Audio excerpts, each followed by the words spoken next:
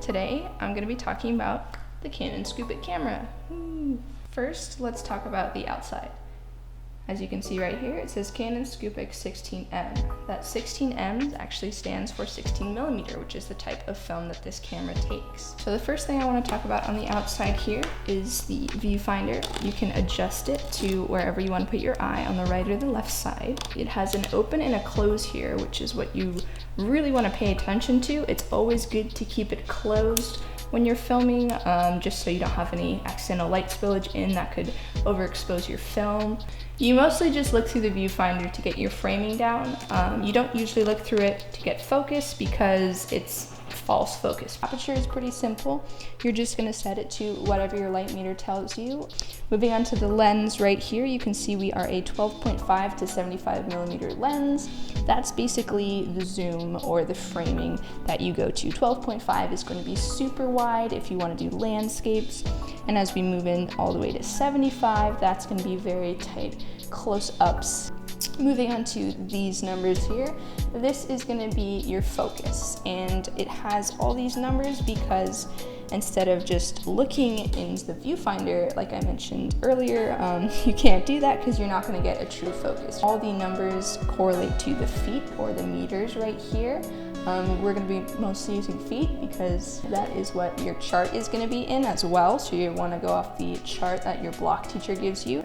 So focus isn't that hard when you have a focus chart. It's pretty easy to just set your aperture. Let's say we have f8 as our aperture right now. That's what our light meter is telling us.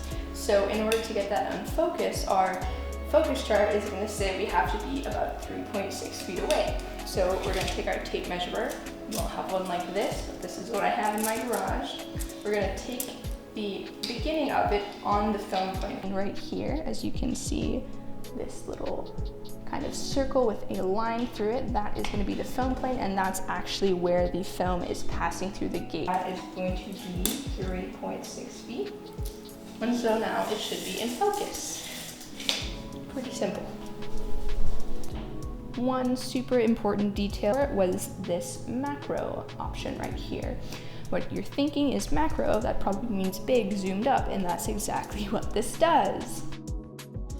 You push this silver metal piece in, and then you're able to move it like so. What I would recommend is just to not mess with it at all. There have been many student films ruined because they accidentally turned macro on and they didn't realize because they couldn't tell in the viewfinder. So we're gonna flip our camera over so we have this side facing up. Right over here, we're going to talk about frame rate because that's what all of these are. 16 is going to be pretty fast. It's going to appear kind of old-timey Charlie Chaplin. 24 is going to be the standard, that's why it's lit up like this. 32 is going to be a little slower, 48, and then 64. I would recommend shooting in 64 frames per second if you wanted to do some slow-mo. I did it on my block film and it turned out really cool. Obviously, these settings are going to be manual, auto, and off. I would always recommend keeping it on manual just because that's what we're trying to teach here in the film school, how to manually work a camera. But this is going to be the recording button right here. You just slide your hand in the handle and you push it on.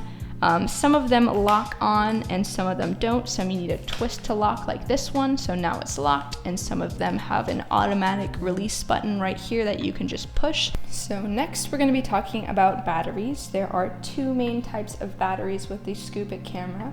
There's the older version, which if we flip this guy up like this, you just push down on this latch and slide out, and your battery, when you see it, This Scoopic doesn't use the old battery, so that's why we don't have one in here, but you're just gonna slide it in there, and then once you're done with that, you're gonna just slide your case on. Pretty simple. So the next battery I'm gonna be talking about is the newer battery. This is it right here. It comes in this cute little pouch. It also comes with a carabiner, so you can hook it on your belt loop if you want to. It's in here. Kind of ugly, that's why they keep it in the pouch. Also just a nice carrying case. As you can see here, it has a 4-prong little input-output guy. Next up is the charger. I like these because you can charge it from home. The older batteries we at the Cage have to charge on our charging banks.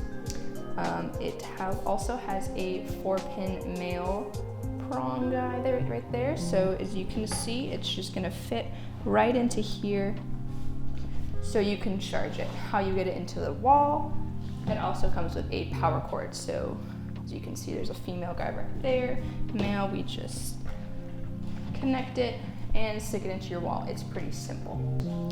This blue cord right here, you can see it's gonna have 2 different ends. It's gonna be a 4-prong male and a 3-prong male.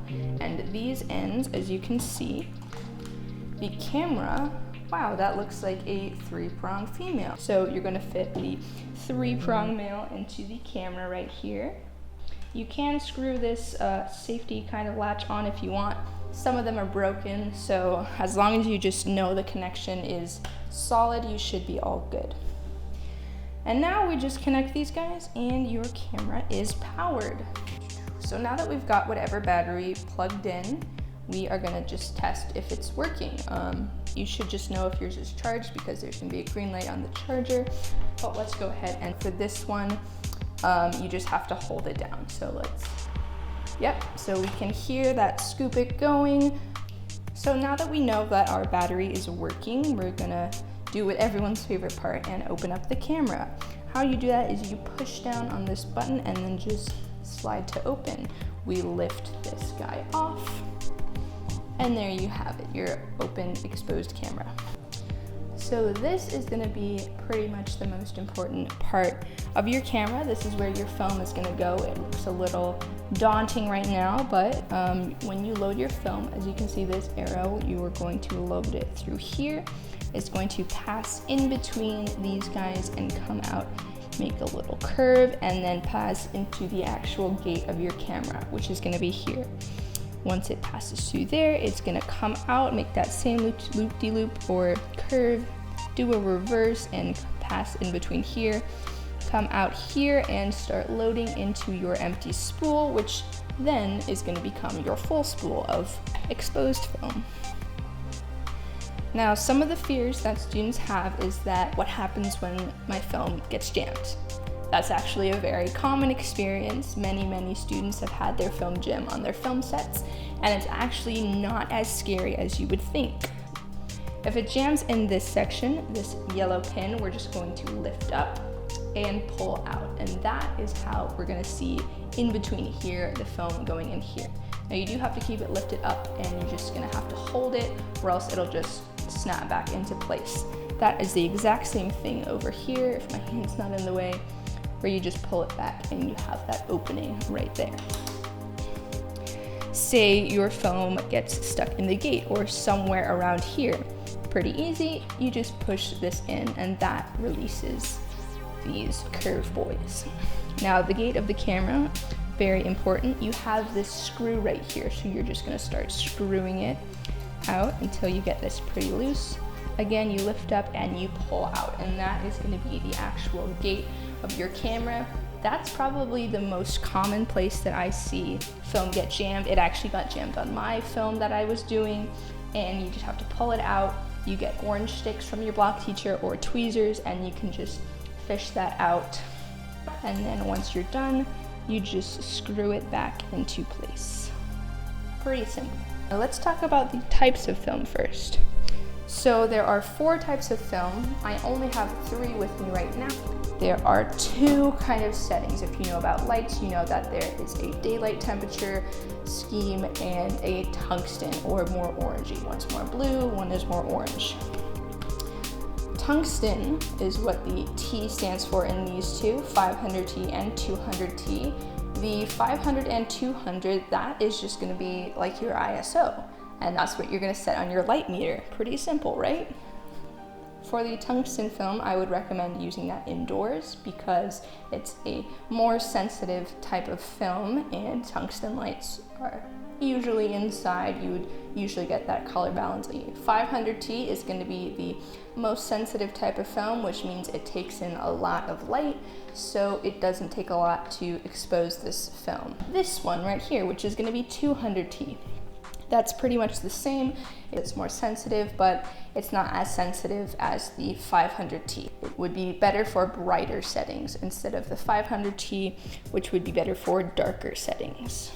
Then we have the D, which stands for daylight, which is more of the blue or outside light that we have. 250D is good for outdoors, maybe shade, maybe a well-lit setting, but not super harsh direct sunlight. For that, which I don't have with me, it's gonna be 50D, so I can just cover that up and I get 50D.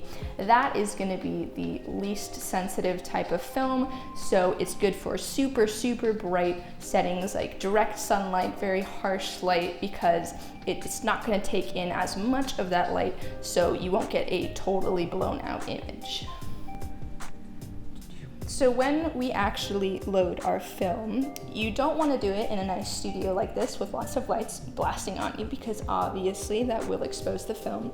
But you also don't need to do it in a pitch black room where you can't see a thing, and it may be a little bit of daylight spilling into a room, or you just leave a door ajar and you have a little bit of light spilling in a bathroom. That's how we change our film in my set, because we are gonna burn the first 10 to 15 seconds of the film, just because that's probably already gonna be exposed no matter what.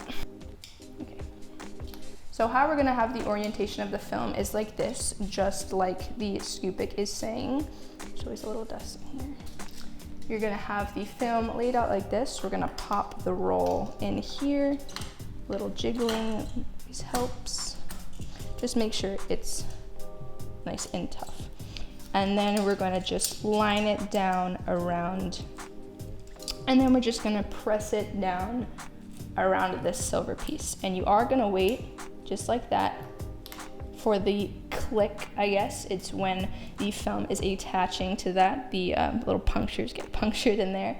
And so that's just the first step. So once you have that film in there, we're gonna move down to the power button. You're just gonna press that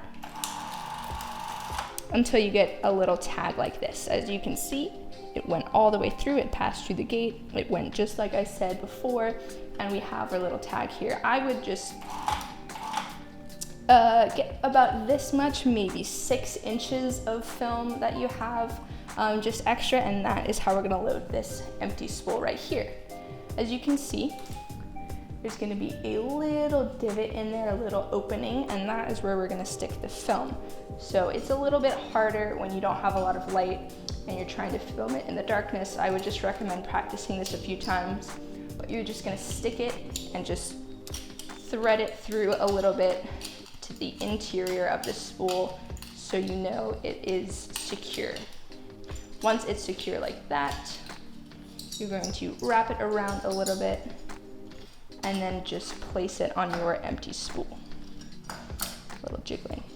And just kind of, don't force it, but just turn a little bit so you can just feel a little tug here so you know this is secure, and you already know this one is secure. And that should be loaded. We can run it a little bit. Yep, and we know it's gonna stick. So that is the loaded Scoopic. Once your cover is back on and it's closed, you might want to keep your opening closed right there. And I would just recommend burning about 10 to 15 seconds of this film, because you are going to have a little bit of light spilling in just so you can see, and you don't want any mistakes. You don't want any chance of your film being overexposed. So just a good 10 to 15 seconds of burning.